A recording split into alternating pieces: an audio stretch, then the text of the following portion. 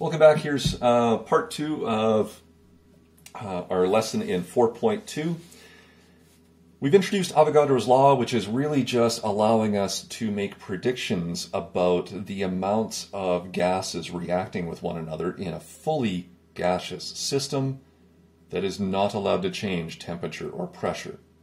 In the last one, we saw that in the balanced equation, how we would have read this back in Chem 10 and Chem 10 review is 1 mole of propane requires 5 times or 5 moles of the oxygen to make the products. All we did was measure 20 liters of oxygen, which represents 5 parts. Therefore, since propane only requires 1 part, we just needed to know what 1/5 of 20 liters was. We're relating a specific measurement, shown in red, to the proportions of our recipe in moles and or volumes for our balanced equation. This relationship between, let's say, laboratory measurement and theoretical balancing is known as stoichiometry. For now, we're just looking at it as Avogadro's law. So, let's take a look at another combustion reaction. We're going to combust butane. In this one, butane is C4H10. It is also a gas. It will react with oxygen in combustion to produce the most common oxides of carbon dioxide and water vapor. We do need to balance this guy out, so let's do that. You got 4 parts carbon here, only 1, so I must make 4 moles of carbon dioxide. I have, excuse me, 10 parts hydrogen here, but only 2.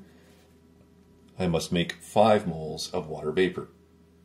From here then, I now have 8 plus 5, total of 13 oxygens. Remember, if you get an odd number, just take that and divide by 2 to create the fractional coefficient. If you truly hated those, you can double everything to get rid of it, but it does not matter if you leave them. Now we have the specific measurements. Read the question. In the combustion of butane, what volume of butane, so again we're looking for how much actual butane we're going to use, to produce 5 liters of carbon dioxide. So, where are we at? If 5 liters represents 4 parts, what does 1 part represent? We can use the stoichiometric method to help us out. You know exactly how much carbon dioxide you have. What we want to do is just figure out what is the fraction that exists between these moles or these volumes. And if we know that fraction, we can change this specific amount into this one. So watch what happens. Carbon dioxide, I would treat that as a unit. I don't want to know anything more about carbon dioxide. I want to learn about my butane.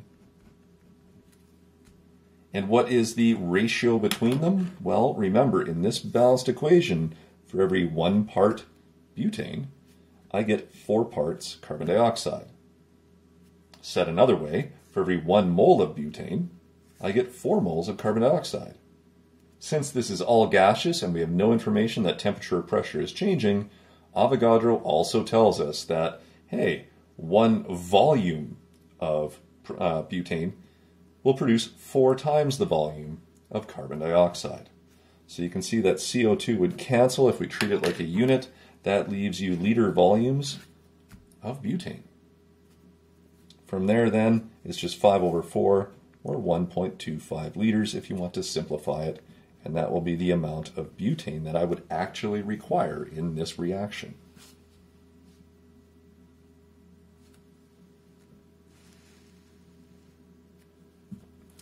We have the same one, the combustion of butane, and we're asked what volume of carbon dioxide is produced if 80 mils of water is also produced. This is interesting. When we take a look at stoichiometry and we look at these various problems, if I just quickly repeat my balanced equation here, because this is a ratio between all things in the reaction, it doesn't matter which 2 we use. We can apply this information to any of the 2 or any 2 compounds or elements in this equation. The only thing that's changed here is what we have measured. In this case, we are now looking for a volume of CO2 based upon a known volume of 80 mils of water vapor. No big deal. We already have a ratio between the two of them. It's just a little bit more complex of a ratio. If 80 mils represents 5 volumes of water, then what would 4 volumes of an equivalent gas particle represent? So again, easiest starting point is just use the one you know. I have 80.0 mils this time of water vapor. But I'm looking at a mole ratio between species this time, not necessarily units like we've seen in factor label before, but it doesn't matter.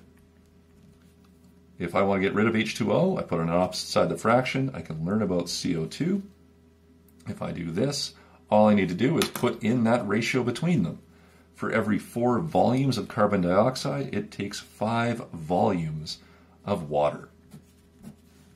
All right, so 80 times 4/5 means that you're going to have a reduced amount, which makes sense.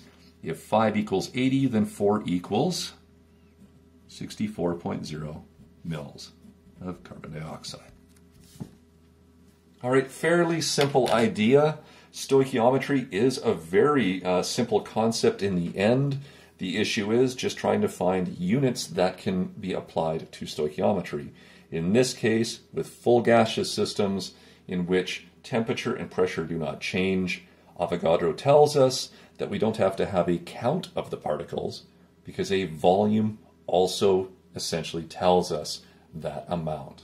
So it saves us from having to go to moles, and we can just interpret our volumes so long as there's no solids or liquids in our problem.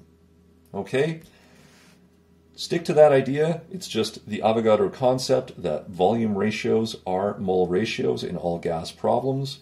You will see a nice section of practice questions on page 166. There's a few more here on page 168, and that finishes 4.2. So now we're starting to move through the chapter. Okay? The next couple of days, you will see another one coming up here on 4.3, where we start taking a look at Avogadro's law and start to calculate the number of particles, because then we can put together one all-encompassing law that will help us in the greatest variety of problems that we've got. There you go, guys. That is Avogadro's idea or theory and this law of combining volumes. Good luck with it, guys. We'll see you in the next bit chat.